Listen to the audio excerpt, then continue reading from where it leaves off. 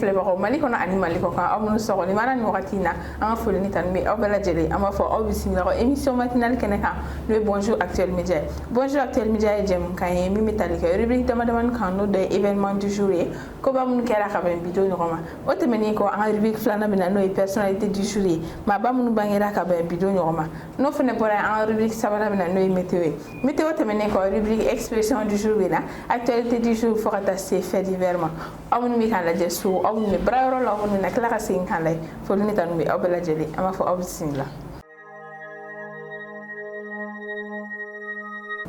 bi araba ye juin kalo tile 15 san 2022 foli ni tanu bɛ an kanubaga bɛɛ lajɛlen i n'a fɔ don tɔw la an b'a daminɛ n'an ka événement du jour ye koba minnu kɛra ka bɛn bi don ɲɔgɔn ma an b'a daminɛ ni le 15 juin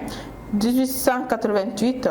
Guillaume II devient empereur allemand. Guillaume II ale kɛra Allemagne empereur ye ka bɛn bi don ɲɔgɔn ma n'o ye le 15 juin 1888. O bɔlen kɔ le 15 juin 1864, début du siège de Pétersbourg. Pétersbourg siège daminɛna ka bɛn bi don ɲɔgɔn ma n'o ye le 15 juin 1864. Au fana tɛmɛnen kɔ le 15 juin 1969, Georges Pompidou est élu deuxième président de la 5e République française. Georges Pompidou ale kɛra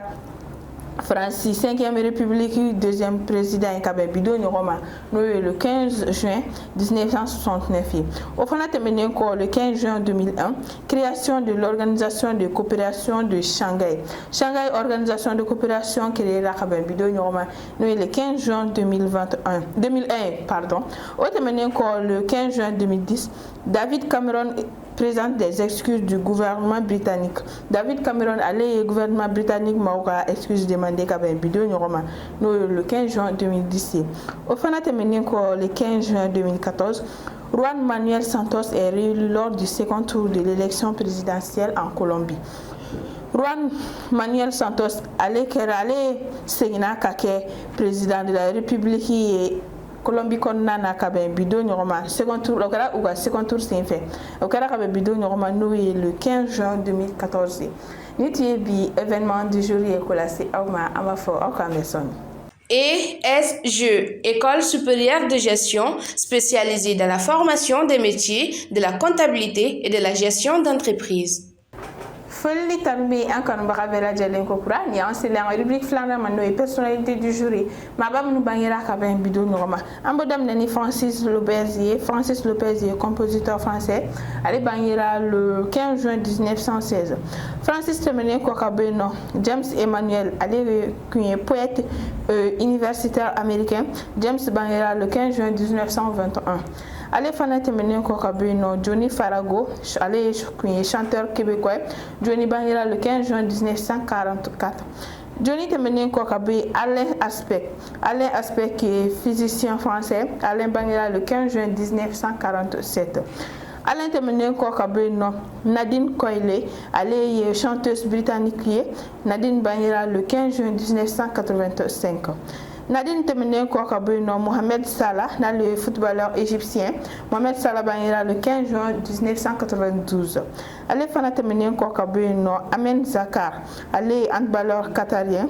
Amen Zakar bangera le 15 juin 1994. Ayiwa ale tɛmɛnen kɔ ka bɔ yen an bɛ bi ta kuncɛ ni Nicolas de Suède ye n'ale ye duc d'Angleterre. Ayiwa ale ye prince de Suède fana ye. Nicolas bangera le 15 juin 2015. Ni kun ye bi personnalité du jour fana ye k'u lase aw ma an b'a fɔ k'u bɛɛ lajɛlen joyeux anniversaire minnu fana fatura ko ala ka badabada dali nɔgɔya u ye aw k'an bɛ sɔnni. OTS est là pour tous vos besoins en matériel électronique et électroménager. Personnalité du jour tɛmɛnen kɔ ni an selen an rubrique sabanan ma n'o ye météo du jour ye i n'a fɔ don tɔw la an bɛ météo daminɛ ni an ka première région ye n'o ye Kayi. Kayi bi tile fanga bonyanenba ye degré 36 ye. N'an bɔra Kayi an bɛ taa Kulikoro. Kulikoro tile fanga bonyanen ye degré 35 ye. Sikaso kɔnɔna na 34. Segu tile fanga bɛ bonya ka taa se degré 36 ma. Mopti 42. Tombouctou 43, Gao tile fanga bɛnnen degré 44, Kidal 45, Tessalit 45, Menaka 39, Bamako ana Lamini tile fanga bɛnnen degré 34 ye. Bamako bi tile bɔra ka bɛn 6h06 ma tile bɛ bi à 18h58. Pour tous vos besoins en librairie, papeterie, matériel informatique, appareils électroniques et divers, rendez-vous chez Acadé Informatique. Ni ku météo yekola si awma aywa otemene ko nyan c'est la rubrique expression du jour expression du jour be la c'est nana karija konele fe nana karija ken soro khaba ami fo la c'est ama nana karija ni soro monsieur ça va ko kay don ko bachiti alhamdulillah de maya ke resté o yalla tamé yele do il faut yalla barkada alhamdulillah c'est ok faut les gars me bul ko la c'est en fleur borma ni bi expression mi tali kay mu ko aywa sira o jara ko sobe yoni nga fleur lo fo comme nya foto comme na fo be ba obeje irema donc ami fo iga chesiri la ani ga timnandi ala ani ama donc o kelendo donc fo bi kala tiga mani so ma dayna de ay nako o aywa bachité aywa expression e bi siga foli anasi en fleur borma c'est ça donc iga fo sobe ko fe ama fleur ga chamani suma be la jele fo maliko no maliko ka fo usigero la nyori fi na niame nyona émission ki la te mo wala bi bolo mo mi son commenter partage que bon peut-être que la kero gabriel va dormir donc on va fournir na ko bismillah bonjour à tous média plateau kan kran yara rubrique expression du jour kenek o jara ko sabe foli be ba bi yere donc ibi sigi da expression na son aywa fatma da la meilleure nyumana ni ga dien mais da donc expression du jour là mais bien expression du jour frotte et doré ko joindre les gestes à la parole joindre les gestes à la parole oui ka geste ni kuma ke keleya ku fara non iwa geste ngai ko kuma ko iwa kuma mfa ko geste ke ok o woni we mo rappeler rédaction de là oui wa finir mettre wa finir rédaction il faut que ga récitation ni plutôt récitation oui récitation donc niveau que figa geste que pour que mon wa famille voilà donc ça nous rappelle un peu quatre école là donc mais au dos au tête donc au côté de ko faire ce qu'on dit faire ce que l'on dit passer les paroles aux actes, tenir ses promesses. Ah, on nous donne. Bon, notre promesse c'est nous au dos de notre promesse c'est voilà. Donc c'est comme si il est promis ta mort. Il y a que donc tu as joint les gestes aux paroles. Voilà parce que il est moins fort, il a la raquette. Donc faut le ngolo to. Oui, ouais. Donc, amédor de que nous me promessita. Oh, ou ka promesse ou la valia. Mais c'est la nebe toi, c'est un ado me ko mami me promessita ko ju. Ko otikiti manya na mai. Afel wo ga hakato. Et a chama me wa mo a subu be se jigla tigela sara ka bola wolo ngo il n'est pas dit mo me promessita te mo na mai ko mami yewe promessita la mo ko wi. Finalement avec dans l'angolo parce que tu seras bien ça OK c'est vrai donc ils sont en main ils sont on qui kuma ganji ni kuma sira o gale sona o manyen kangora ah ils sont là anyen kangora comme ko ka pour me siba o taldabla ni pour me sita mo ko lebo wala falo o ibito ni ko sega fo be o ko sega fo be min e mi era kadnere iga ke so ma fo ku ba kene parce que ni ko ni makiba ke ne tigida ni ma sega donc surprise de kade pai OK ameto na sega fo ni rena ko sira ko kaka ko surprise ko kade comme bon allez papa et tonton choco donc allez les mesdames nous so jawa tibe donc ama foli ba yeni ra non c'est maintenant on teste expression flalama au déco le sixième sens waouh ma mega chame ma deliga anyen sixième sens donc tu as il au mega chame nyame sixième sens OK donc au côté doré l'instinct, la capacité d'anticipation, l'aptitude à prédire le futur proche. Ah, d'accord. Alors, ils n'ont pas besoin qu'à ou te colonie fli ou te bouddha ou te turabouda. Mais alors, nous, si nous avons un colo de nos bestias, ou est-ce que la conclusion de tirer de nos casser à faire nos photos. D'autres, oui, am ça faut m'accorder non naturel. D'autres, on a taille, nous nous colonie fli ou nous bestias à chine fort. Nous mettons tout à bout de la chine fort, ainsi de suite. Beniga, coquette, voilà, ça chine fort. Voilà, donc, en folie, en filɛlikɛlaw ye nin yɔrɔ la olu de bɛ a bɛ se ka kɛ u bɛ dugudenw caman ta ka bɔ mɔgɔ kan parce que u b'a fɔ cogo min na n'i ser'u ma donc n'u y'a lajɛ mun kan ka kɛ i bɛ se ka tɛmɛ sira min fɛ u bɛ se k'o siraw di ma donc foro belebeleba bɛ o yɔrɔ la n'i y'a mɛn yɔrɔ min na ko 6e sens donc je pense que e yɛrɛ kan ka se k'o ɲɛfɔ mɔgɔw ye san kɔni y'a faamuyara ayiwa donc an b'a fɔ an filɛlibagaw ye ko nin bɛ dansigi ne ka bi 70 jours la nanzarakan na ko an b'an teliya ka gɛrɛ tonunkan na n'o ye bamanankan ye o fɔlɔ tɛ dɔ wɛrɛ ye ko sibantɔ k'o tɛ ladilikan mɛn o t'o mɛn fiyewu sibantɔ o tɛ ladilikan mɛn dɛ hali n'i ko k'a kana kɛ a bɛ taa de parce que mun na a sata b'a la a sata b'a la donc a si bannen de don a bɛ wuli ka taa ɲini yɛrɛ de donc hali n'i y'a siri so kɔnɔ da sɔgɔ n'a se bɛ a bɛ da kari ka bɔ n'a ma da kari ka bɔ sababu o sababu bɛ na sa ala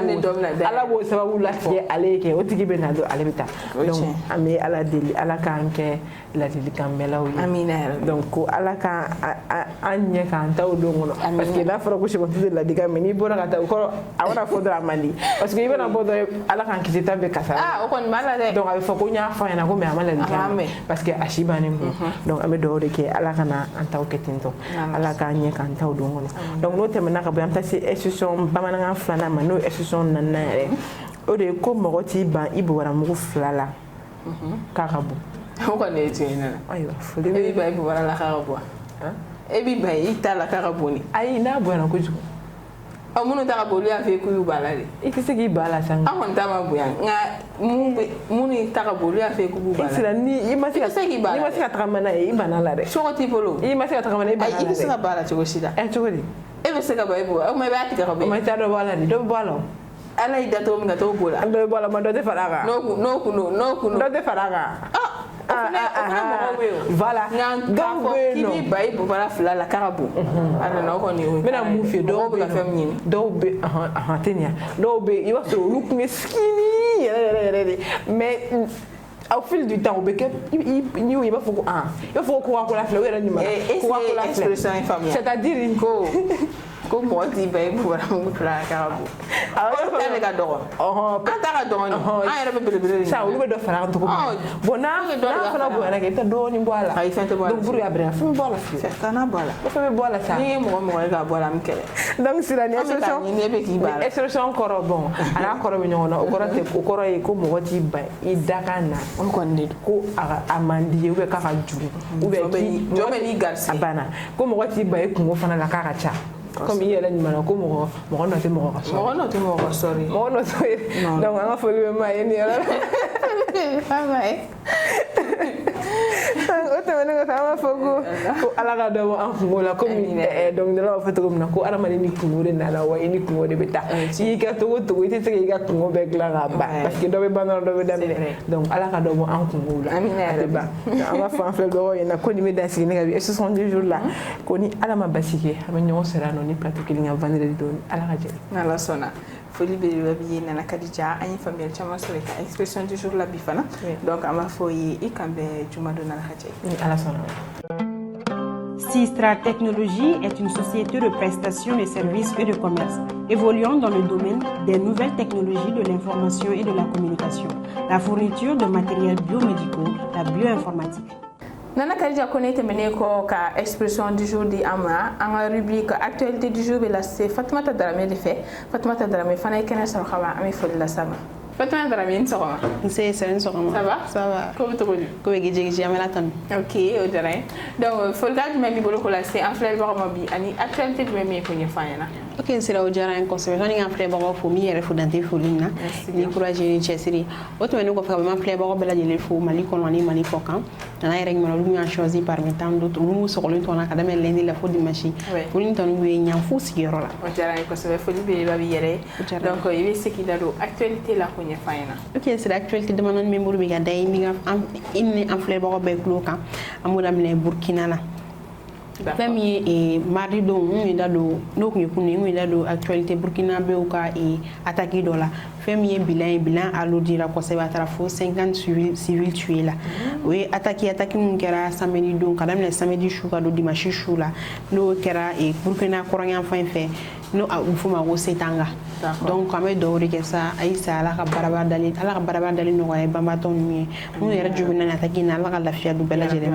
donc o sira o temene ko fega boy na mbora Burkina Meta et Congo amta RDC donc fami engrais naturel yere bu don jumen may engrais mu ke e bum na ko koro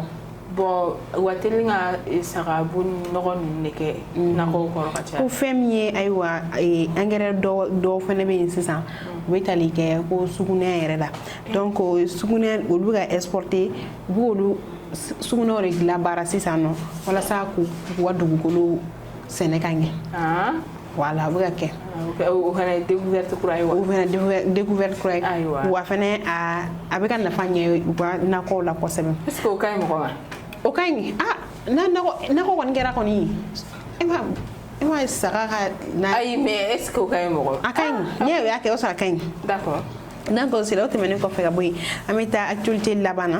ameta Soudan femi aywa Soudan et moro keme ani fla moro keme ani moro tan olu fatura affrontement de l'affrontement mun kera aywa et arabe jimir aleni tribu arabe ñon cela la no kera et semaine temeni donc o bingali wala kera sababu ye kam moro keme ani moro tan ni tola donc ame dowri ke sala ka barabara dal no koy ki aflel bako bella koronya ka foko ni ta chen folen ko wali ka ke Soudan yoro kelena donc ame dowri ke me bilama de liga alorti tanto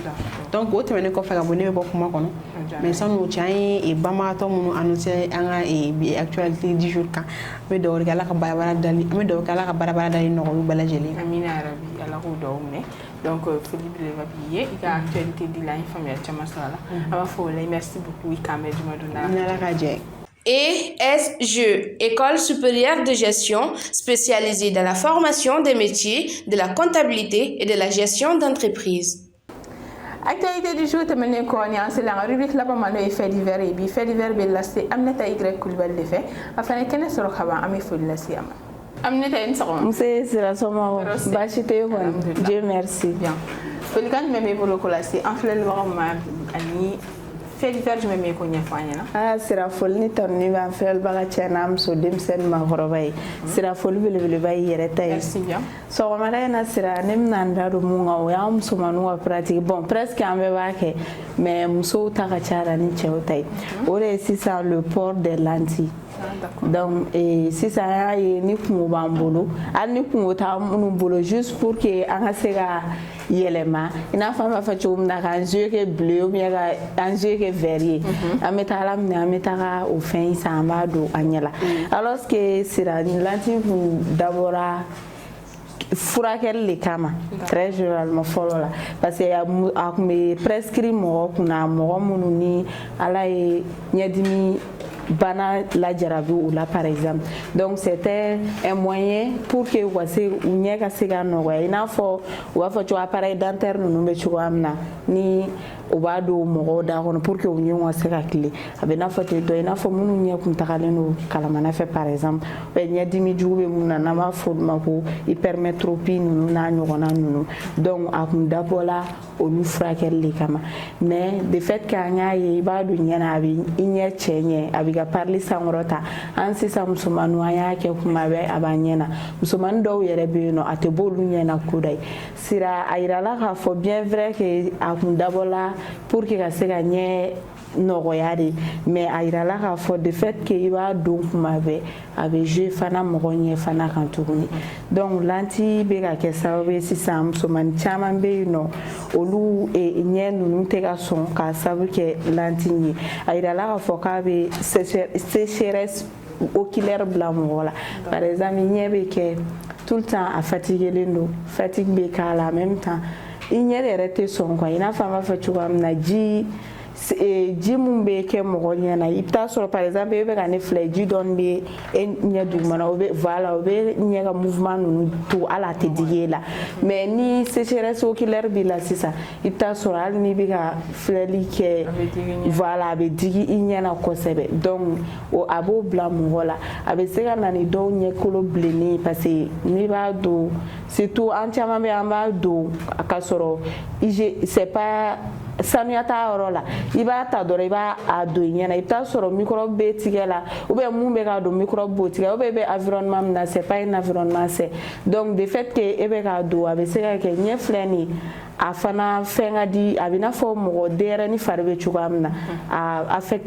infecté ka di kojugu donc du coup n'i bɛ k'a don n'a i tɛ environnement sain na ou bien n'a sɔrɔ i tigɛ nɔgɔlen don n'i y'a don a bɛ se ka na ni problème fana i ka vision na dɔw bɛ yen nɔ ɲɛkolow bɛ bilen u kunna dɔw bɛ yen nɔ u ɲɛji bɛ buru u bɛ lentille ninnu don fo ka taa kɛ o y'a bɔ u ni ɲɛji buru bɛ ɲɔgɔn mais o bɛɛ la sira u t'a dabila i t'a sɔrɔ ɲɛ bɛ sɛgɛn kojugu par final ni i continuera ten tɔ i bɛna sɔmi mun na o b'a sɔrɔ i nana complication don i ka vision na pour zéro juste parce que tu veux te sentir belle ou bien tu veux être belle aux yeux de voilà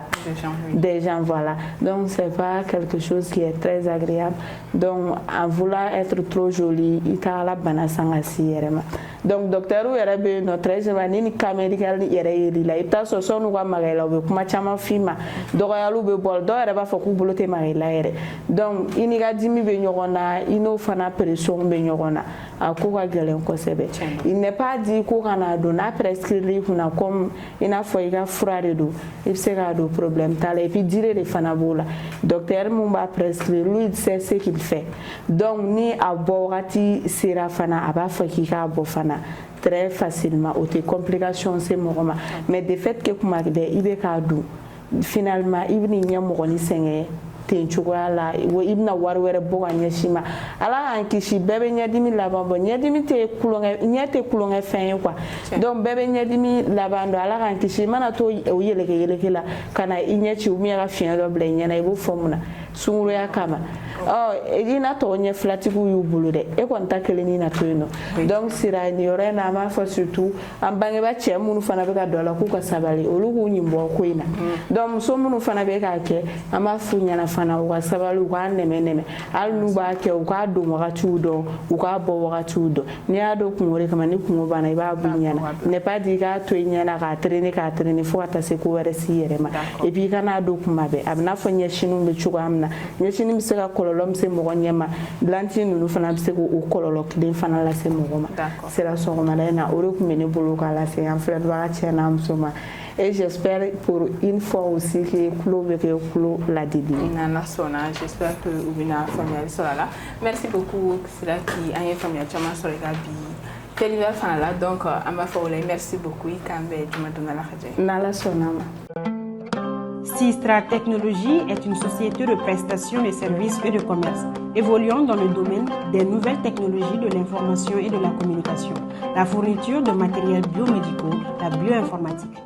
Ni tu es vivant jour actuel média école c'est aw ma foli ni tan mi aw bɛ lajɛlen an tɛ se ka wuli n'an ma foli bila an ka partenaire la n'o ye OTSC Technolabista Académie informatique Sistra Technologie ani ESG foli belebeleba b'u ye k'u ni ce u ka dɛmɛ la aw fana ni ce aw ka ɲɛmadali la an b'a fɔ Ala ka tile yɛrɛ di an bɛɛ lajɛlen ma aw k'an bɛn o la juma don n'Ala ka jɛ ye wassalam.